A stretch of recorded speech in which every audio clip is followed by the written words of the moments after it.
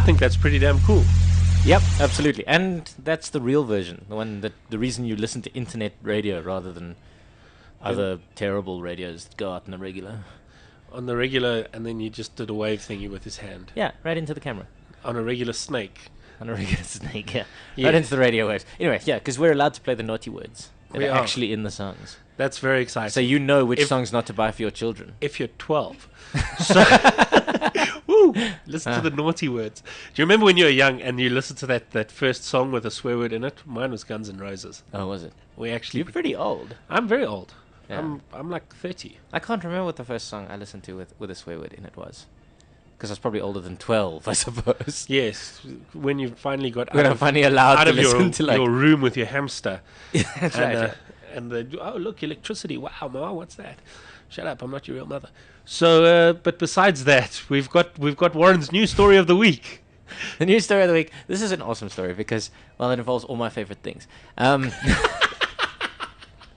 What it's about is it's about the rich families in Manhattan, in New York. Yes. Have been hiring handicapped children to go with them to Disney World so they can jump all the queues at the rides.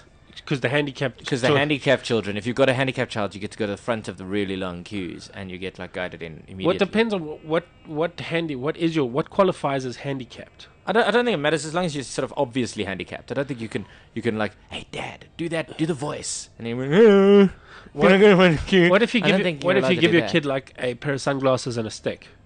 Yeah, well maybe that would work, but I don't think so.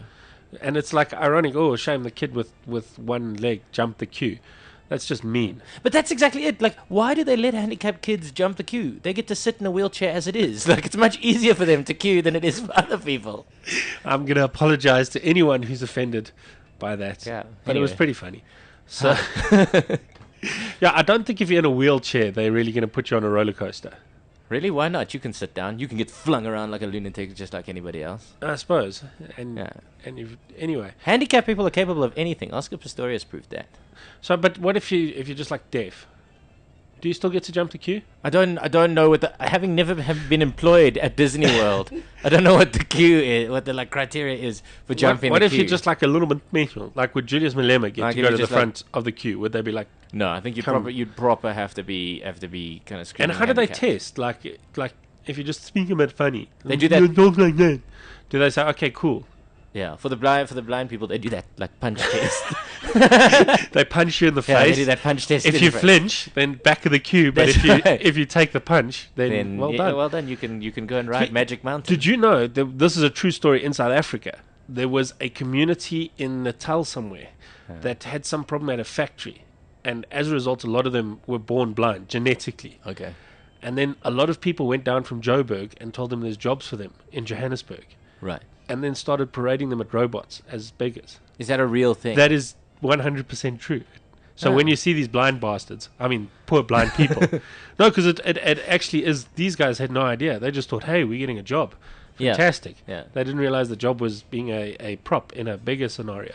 Yeah. But how much money do you think that those beggars make? I don't know. I've never asked them. I think they make quite a bit. I saw a beggar, like one of the guys who was faking having polio or whatever that disease is. Like I saw a guy give him $100 note. That's a lot of money. That's more than I make in a week. I have a friend called Kagiso Ledija. Yeah. Who told the guy to give him $100 to walk normally. And he did.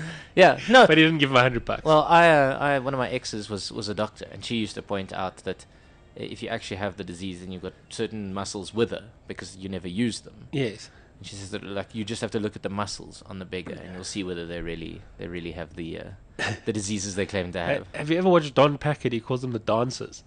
Yeah, because they try to get out the way of your car. Yeah, well, no, he's got this story about being on a scooter. Okay. Sorry, Don, I'm going to do your stand-up on air.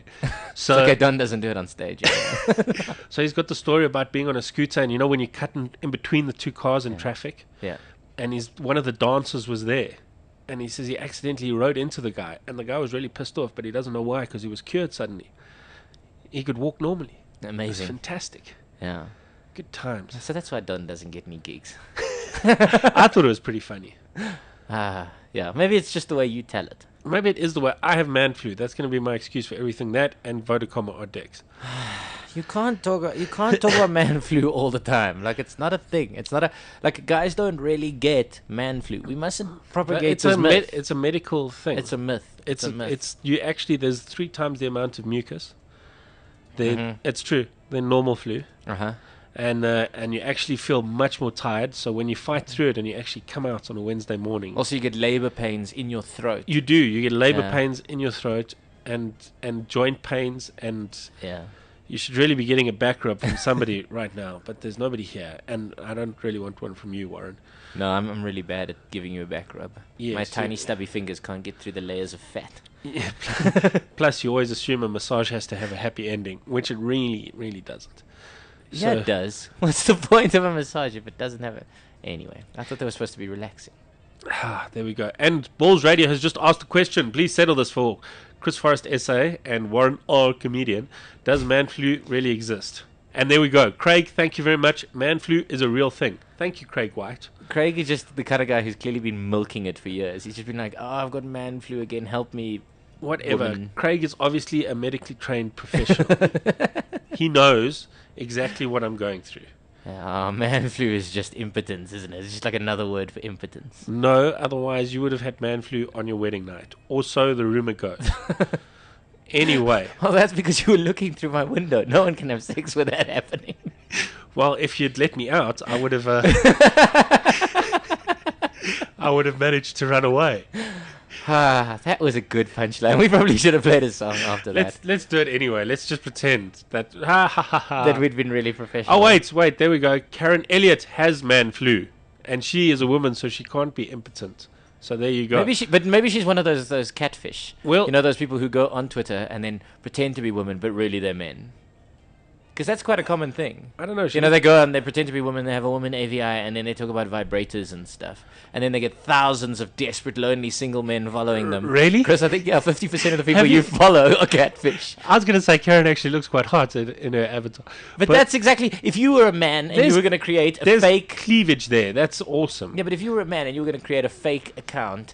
You would find hot women to put as your AVI, as your avatar. Like, is that the only... I actually have real hot women. I actually have a real woman at home, as opposed to the inflatable one. Yeah, but all of the people you follow are probably men talking about... Like, if it's a woman talking about vibrators and how much sex she gets and how hard her vagina needs to be pounded, that's a guy pretending to be a woman.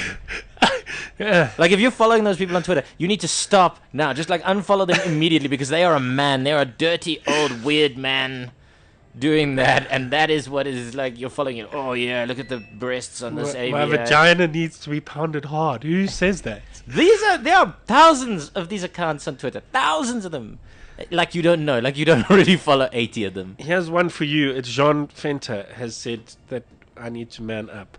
Exactly. Thank you, John. And Craig White has confirmed that he is not impotent. I think it's when Warren started talking about pound my vagina hard or whatever he said. That Craig White realized he is no longer impotent and man flu is not a real thing. Fantastic.